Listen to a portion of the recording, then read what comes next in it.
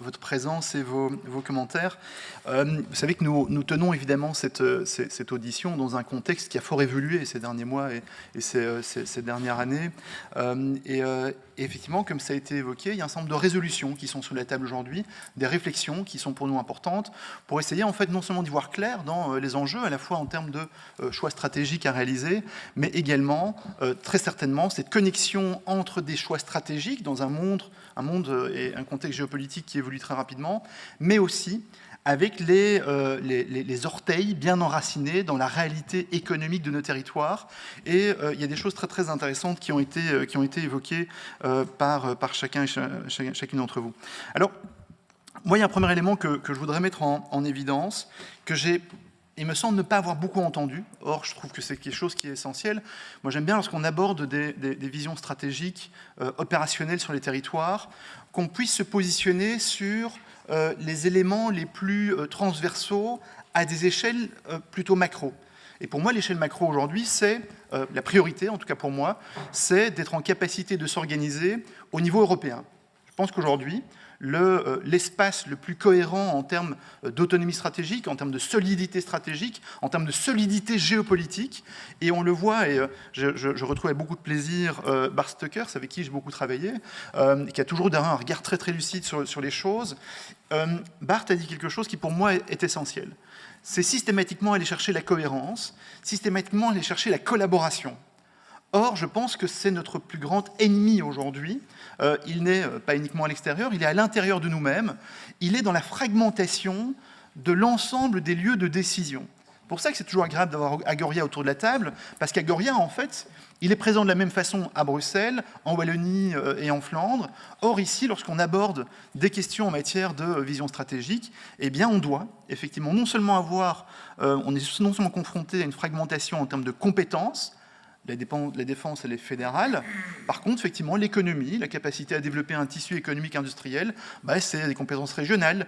Si demain, on a abordé la question de la cybersécurité, par exemple, et on a pointé à quel point c'est un élément essentiel dans l'évolution des guerres hybrides, la cybersécurité, c'est la formation, c'est l'enseignement, c'est encore d'autres compétences. C'est pour ça que, certainement pour la Belgique, encore plus que pour d'autres États, il est toujours essentiel d'aller se rattacher, en fait, à une vision commune qui nous dépasse.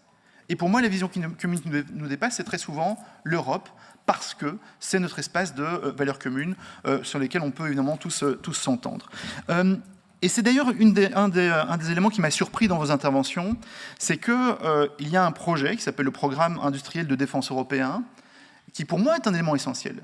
Le programme industriel de défense européen, c'est quelque part un commun dénominateur qui devrait nous aligner tous, peu importe qu'on soit à Bruxelles, en Flandre ou en Wallonie, en disant, tiens, finalement, comment est-ce que la Belgique, avec l'ensemble de ses opérateurs, et donc j'ai entendu l'idée, effectivement, de travailler davantage ensemble, mais ça, on doit évidemment dépasser les mots, comment est-ce que chacune des régions, c'est une première question, je ne l'ai pas entendue, j'en suis assez triste, comment est-ce que chacune des régions en Belgique se mobilise pour contribuer à ce projet européen de défense. Pourquoi est-ce que je pointe cet élément-là? C'est parce que j'ai été assez scotché, moi, il y a quelques jours. Je ne sais pas si vous avez vu, il y a d'autres auditions qui ont lieu un peu partout, notamment en France, à l'Assemblée nationale. Je ne sais pas si vous avez vu le CEO de Dassault. Est-ce que quelqu'un a vu le CEO de Dassault s'exprimer sur le SCAF? C'est du délire. C'est du délire. On a en fait une espèce de, excusez-moi de l'expression, mais on a en fait des patrons d'industrie, en l'occurrence un patron d'industrie français, qui joue à qui a la plus longue sur sa capacité à développer, excusez-moi, mais c'est ce qui s'est passé, à développer en fait une capacité pour un avion de combat. On sait à quel point un avion de combat multirôle est stratégique dans la défense. On a d'ailleurs été obligé d'acheter un avion de combat américain, et beaucoup se posent la question d'ailleurs de l'impact sur notre autonomie stratégique par rapport à ça. Et donc quand on cherche à développer une véritable solidité industrielle européenne, il ne s'agit pas en fait de se bagarrer. Il ne s'agit pas en fait de commencer à se fragmenter davantage. Il s'agit de voir comment on travaille ensemble. Et ça, je tiens vraiment à insister sur ce point, parce que ça, c'est vrai à tous les niveaux. C'est vrai dans les compétences au niveau de la Belgique, c'est vrai au niveau des régions, c'est vrai au niveau européen, c'est même vrai lorsqu'on aborde la question de la position des pays européens au sein de l'OTAN, et ça c'est un premier élément, et c'est la raison pour laquelle nous avons voulu, et on a vous parlé le seul, je pense que l'ensemble des groupes politiques démocratiques s'intéressent à cette question, et plus singulièrement avec le MR et ma collègue Charlotte de Borsu, on a voulu déposer cette résolution dans le cadre de laquelle se passe cette audition, qui vise à amener quelque part une espèce de feuille de route avec 38 points, oui c'est un peu complet, 38 points bien spécifiques qui nous permettent de dire, tiens, est-ce qu'on n'alignerait pas nos nez dans la même direction ? Est-ce que finalement, on ne pourrait pas avoir un objet de point de vue, d'objectif en commun et c'est dans ce schéma. Donc, première question, vraiment, et j'insiste sur celle-là, c'est comment est-ce que chacune et chacun d'entre vous, dans vos niveaux respectifs, vous contribuez à ce projet de EDIP européen, c'est un élément qui est essentiel. Et pour moi, il y a beaucoup de questions qui se posent. J'ai pris l'exemple du SCAF, mais on pourrait se poser la question de savoir, en termes de munitions par exemple, est-ce qu'on est capable d'avoir une réflexion commune au niveau européen pour la production européenne de munitions ? Est-ce que, par exemple, il y a des sociétés assez extraordinaires en Flandre, par exemple, sur leur capacité à développer des drones de vérification de câbles sous-marins ? Est-ce qu'effectivement, la Belgique peut devenir, à un moment donné, le pays spécialisé en termes de drones sous-marins ? On a parlé de la cybersécurité. Vous voyez, moi, mon inquiétude, c'est qu'à un moment donné, tous les pays essaient de tout faire. Et en considérant qu'ils sont chaque fois les meilleurs dans leur domaine. C'est faux. On ne peut pas être meilleur en tout. L'IMEC, par exemple. On a la chance d'avoir l'IMEC, et je fais le lien avec la défense, parce que la défense, pour moi, va au-delà des capacités militaires, c'est des capacités stratégiques et de résilience. Mais l'IMEC, par exemple, est notre plus bel atout en matière de développement d'intelligence, en matière de technologie quantique, technologie cyber. Voilà, c'est des éléments qui me semblent essentiels. Alors, revenir peut-être plus concrètement sur un certain nombre de questions qui ont déjà été évoquées, parce que ça, c'est une vision plus globale, mais je m'interroge aussi sur, et je pense que ça a été évoqué par le collègue Courard, sur les capacités de financement également. Donc on parlait des start-up, la capacité de stimuler une industrie de défense européenne. Évidemment, c'est des grosses entreprises, des grandes industries, mais c'est également des start-up. Comment est-ce que vous voyez l'impact des marchés publics sur la capacité des entreprises de défense à se développer?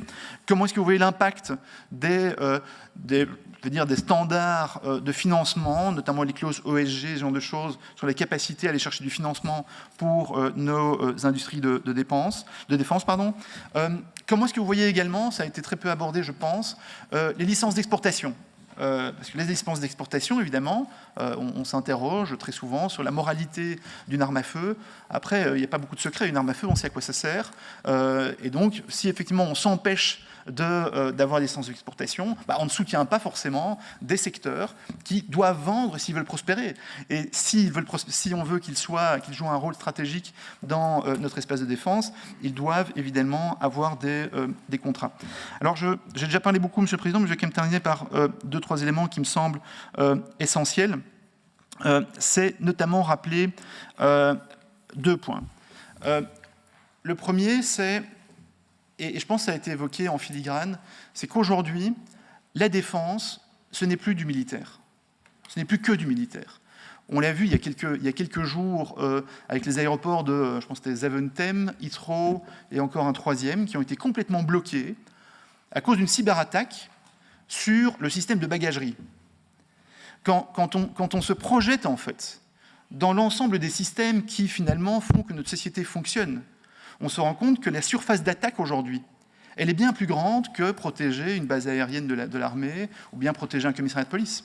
La surface d'attaque, aujourd'hui, dans les guerres hybrides, c'est, en fait, assez simple. La surface d'attaque, c'est tout ce qui est possible et imaginable.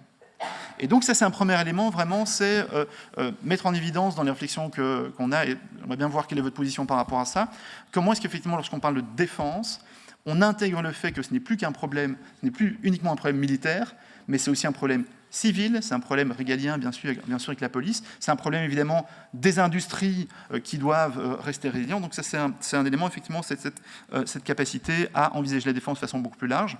Deuxième point, pour en terminer, c'est la capacité, en fait, de développer une véritable résilience dans la société. et je reprends l'exemple de cet aéroport à Zaventem, c'est effectivement aujourd'hui où en est-on au niveau de l'industrie dans nos capacités de résilience, en termes de production pharmaceutique, en termes de production énergétique, en termes de... Voilà. Donc ça, c'est un élément qui... Et je vois que le président me fait un clin d'œil pour me dire que je suis un peu long. Je m'en excuse, monsieur le président, mais j'ai attendu longtemps aussi. Voilà. Je ne serai pas beaucoup plus long, mais donc voilà, je vais quand même vous donner quelques petites questions en vrac pour être sûr d'avoir tout passé. Donc c'était votre avis sur les politiques de marché public, c'était la répartition des forces et éviter les doublons au niveau européen dans justement les industries de défense. Quelles sont les incitations concrètes qui permettraient de s'assurer qu'on a bien une localisation industrielle sur les fonctions stratégiques en matière de défense. Votre vision sur les programmes EDIP, c'est quelque chose qui me semble vraiment très important. Accessoirement, on pourrait aussi, puisque c'est la thématique du moment, d'ailleurs, petit teaser, je serai ce soir sur RTBF pour QR le débat, n'hésitez pas à regarder, ça va être top, sur justement les guerres hybrides, et notamment l'impact des drones en matière de menaces. Et enfin, l'impact, c'est ce qu'on peut faire en matière de cybersécurité. Voilà, Monsieur le Président, j'ai raccourci.